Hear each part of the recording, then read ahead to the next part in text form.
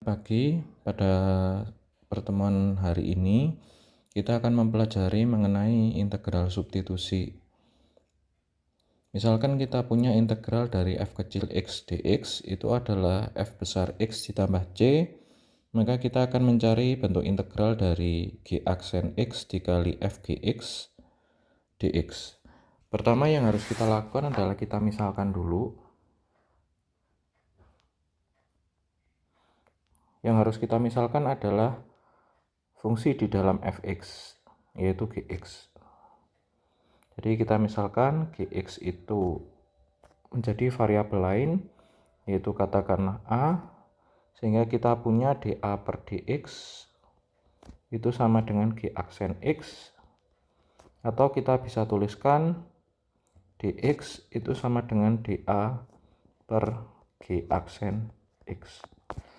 Nah, dari sini kita bisa ubah bentuk integral yang kita miliki, yaitu f g aksen x dikali f gx, berarti f gx itu jadi fa dA, bisa kita ubah jadi dA per g aksen x. Nah, dari sini kita bisa lakukan proses pencoretan, yaitu g aksen dengan g aksen, sehingga tersisa integral dari fa dA. Nah, kita bisa memanfaatkan bentuk yang pertama, yaitu integral f kecil x dx menjadi bentuk f besar x plus c, sehingga integral dari f kecil a dA itu sama dengan f besar a ditambah c. Nah, f besar di sini bisa kita ganti karena a-nya itu adalah gx, berarti f besar gx dalam kurung tutup kurung ditambah c. Nah, untuk lebih memahami konsep ini akan disajikan beberapa contoh. Contoh yang pertama adalah bentuk umum dari integral ax plus b pangkat n. Jadi untuk fungsi linier yang dipangkatkan n. Nah, pertama yang akan kita misalkan di sini adalah ax plus b di sini. Jadi kita misalkan p itu sama dengan ax plus b, sehingga dp per dx itu sama dengan a. Atau kita bisa menuliskan dx sama dengan dp dibagi a. Nah, dari bentuk ini kita bisa gantikan integral ax plus b pangkat n menjadi integral p pangkat n dp per a, atau kita bisa tulis 1/a kali integral p pangkat n dp. Nah, integral p pangkat n dp berarti seperti konsep sebelumnya, kita tinggal nambahkan pangkatnya jadi 1, jadi p pangkat n plus 1, kita bagi dengan pangkat yang baru, yaitu n plus 1, kemudian kita tambahkan dengan c. Nah, p itu adalah ax plus b, jadi kita kembalikan lagi ke bentuk semula, jadi 1/a dikali 1/n plus 1 dikali dalam kurung ax plus b pangkat n plus 1 ditambah c. Nah, kita bisa gunakan contoh yang pertama ini untuk mengerjakan soal nomor 2. Jadi, untuk integral 2x plus 3 pangkat 5, n-nya di sini adalah 5, ya. N-nya sama dengan 5, kemudian A-nya sama dengan 2, sehingga integral 2x plus 3 pangkat 5 dx itu sama dengan 1/a, berarti 1/2 kali 1/n plus 1, berarti ini 5 plus 1 ya, dikali 2x plus 3 pangkat 5 plus 1 ditambah c, atau bisa kita tuliskan 1/12. Nah, 1/12 dari 1/2 dikali 1/6 ya. 1/6 dari 1/5 plus 1 dikali 2x plus 3 pangkat 6 ditambah C. Oke, saya kira tidak terlalu sulit. Untuk contoh yang kedua, contoh ketiga kita mulai masuk ke bentuk akar ya di sini. Nah, yang harus kita misalkan di sini adalah variabel dengan pangkat terbesar ya, yaitu x kuadrat plus 1. Jadi bentuk aljabar, bentuk fungsi dengan pangkat yang lebih tinggi.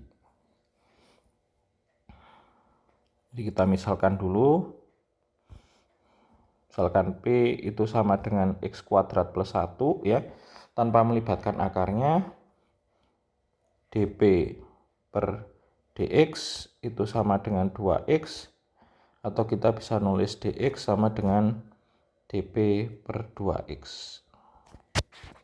Nah, ini variabelnya kita ganti, 6x kita biarkan, kemudian akar x kuadrat plus 1 menjadi akar p, dikali dx, dx-nya diganti dp per 2x.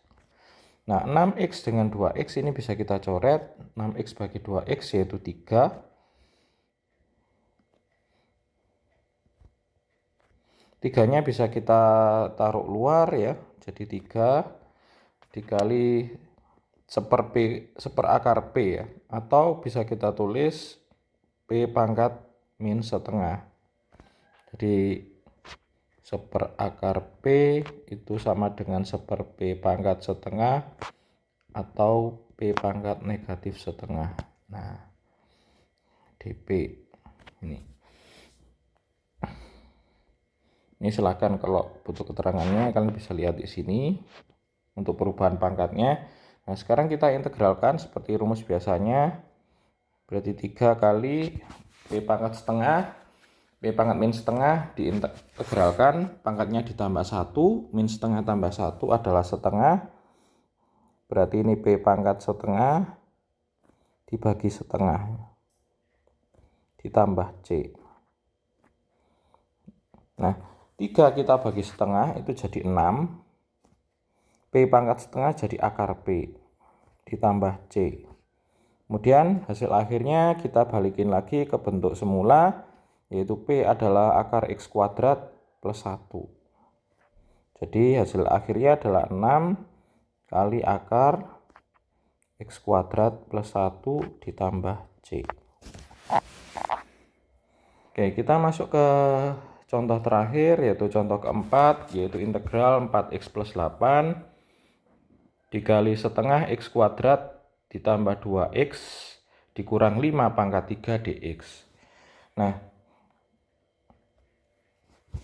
ketika kita menggunakan integral substitusi, terutama untuk integral aljabar, nah yang kita misalkan di sini adalah x dengan pangkat variabel yang paling gede, yaitu setengah x kuadrat tambah 2x min 5. Ini yang kita misalkan.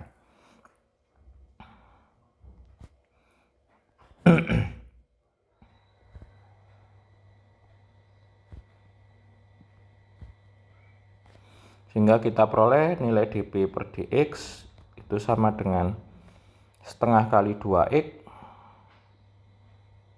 ditambah 2. Atau bisa kita tulis x plus 2 ya. Sehingga nilai dx itu sama dengan dp dibagi x plus 2. Oke, sekarang kita masuk proses pergantian.